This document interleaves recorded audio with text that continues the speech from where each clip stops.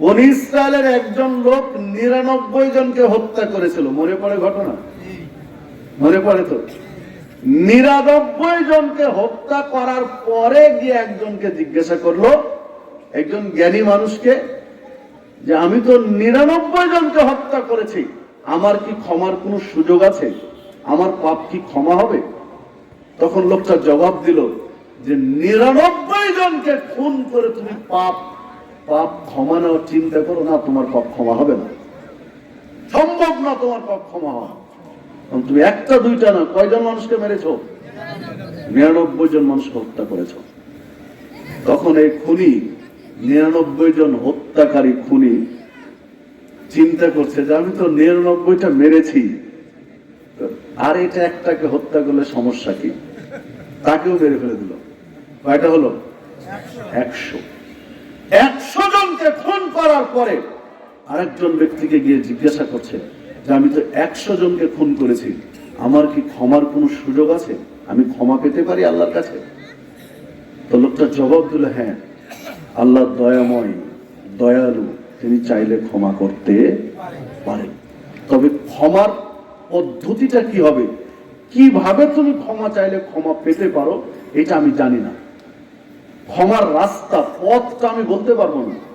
তুমি অমুক গ্রামে যাও, ওইখানে একজন আলেম মানুষ আছেন, জ্ঞানী মানুষ আছেন, উনি তোমাকে বলতে পারবে যে কিভাবে ক্ষমা চাইলে তোমার ক্ষমা হতে পারে।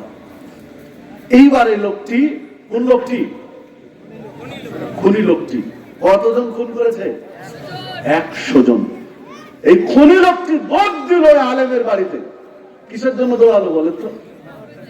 ক্ষমার জ্ঞান শিখার জন্য, ক্ষমার রাস্তা পাওয়ার জন্য দৌড় দিল আলেমের বাড়িতে।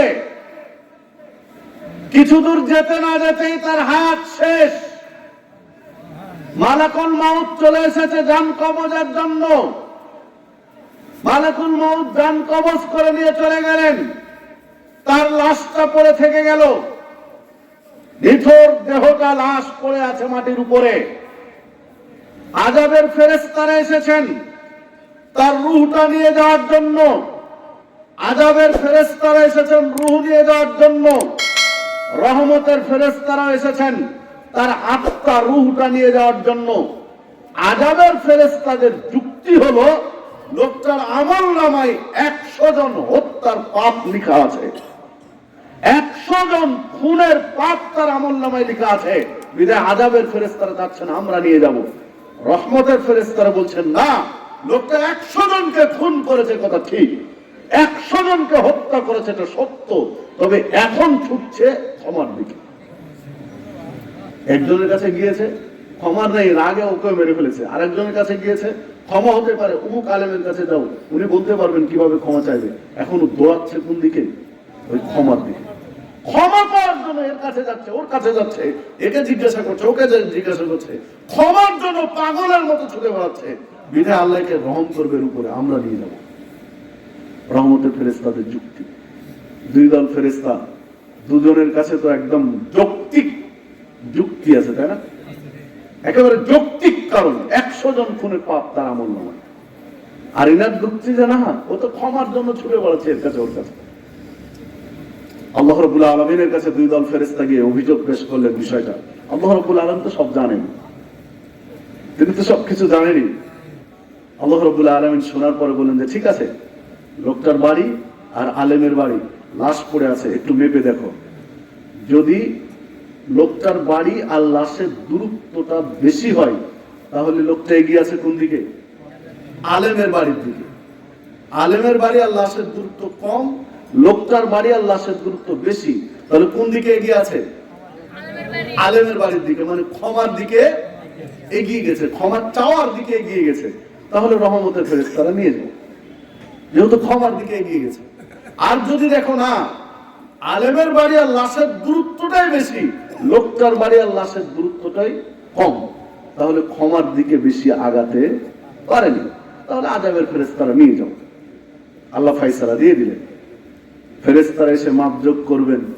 আল্লাহ রাব্বুল আলামিন মাপার আগেই লোকটার বাড়ি যে জমিনের উপরে, যে পাড়ার উপরে, যে গ্রামের উপরে লোকটার বাড়ি, ওই গ্রামকে, ওই পাড়াকে, ওই জমিনকে আল্লাহ নির্দেশ দিলেন যে জমিন তুমি একটু পিছনে সরো, লাশ থেকে দূরে সরে যাও, লাশ থেকে দূরে সরে যাও।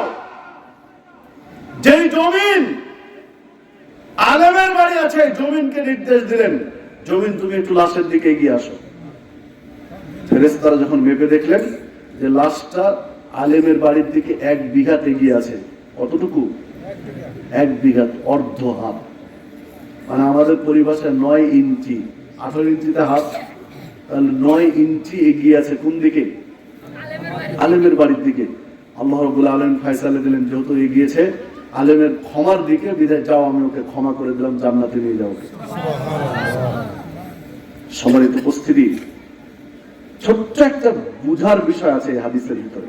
এটা সহিহ বুখারীর হাদিস, এটা শুধু গল্প নয়, ছোট্ট একটা বুঝার বিষয় আছে। সে বিষয়টা হলো যে হাদিসের বাচন ভঙ্গিতেই বোঝা যাচ্ছে যে আলেমের বাড়ি দূরে ছিল, লোকটার বাড়ি কাছে ছিল লাশের। আমার কথাটা বুঝতে পেরেছেন কি? আলেমের বাড়ি দূরে ছিল আর লোকটার বাড়ি লাশের কাছে ছিল। কারণ আল্লাহ তো সবই জানেন। যদি আলেমের বাড়ি লাশের কাছাকাছি থাকতো, লোকটার বাড়ি যদি আর লাশের থেকে দূরে থাকতো, তাহলে আল্লাহ রাব্বুল আলামিনকে ওই জমিনকে দূরে সরানো, এই জমিনকে কাছে টানার দরকার ছিল না। এই জমিনকে কাছে টানলেন আর এই জমিনকে দূরে সরালেন। লোকটার বাড়ির জমিনকে দূরে সরালেন, আলেমের বাড়ির জমিনকে কাছে টানলেন। এর অর্থই দাঁড়ায় যে আল্লাহ জানেনি যে এটা দূরে আছে, এটা কাছে আছে। বিধায় আল্লাহ যেহেতু তাকে জিতিয়ে দিবেন, ক্ষমা করে দিবেন, এই জন্য ওই জমিনকে দূরে সরিয়ে এটা কাছে টেনে দিয়েছে। বুঝাতে পারলাম কি? ক্ষমার দিকে এগিয়ে যাওয়ার জন্য, ক্ষমার জ্ঞান শিখার জন্য বাড়ি থেকে বের হয়েছে, ক্ষমা পাওয়ার জন্য বাড়ি থেকে রাস্তায় বের হয়েছে।